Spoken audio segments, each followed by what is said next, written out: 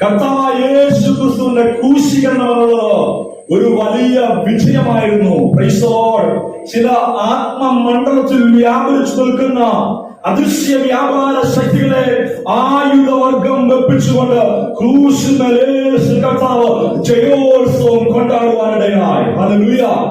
യേശുവിന്റെ ക്രൂശീകരണത്തിൽ അവൻ ഹല്ലേലൂയ പ്രധാനമായി 3 വൻ ശക്തികള് അവൻ പരാജയപ്പെടുത്തുവാനിടയാണ്.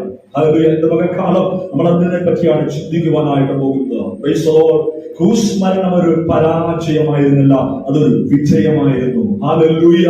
അവൻ ഈ ദൃശ്യമായ മണ്ഡലത്തിൽ നമ്മൾ കാണുന്നതായ ഓരോ വസ്തുതകളുടെയും പിന്നിൽ ഒരു അദൃശ്യമായ മണ്ഡലമുണ്ട്. ദൈവത്തിന്റെ സ്തോത്രം. ഹല്ലേലൂയ. നാം കാണുന്നതായ നമ്മുടെ മുമ്പിൽ വയ്ക്കുന്ന ഈ ഉപകരണങ്ങൾ അല്ലെങ്കിൽ ചെയറുകൾ, ടേബിളുകളൊക്കെ അങ്ങനെ അത് യാഥാർത്ഥ്യമല്ല.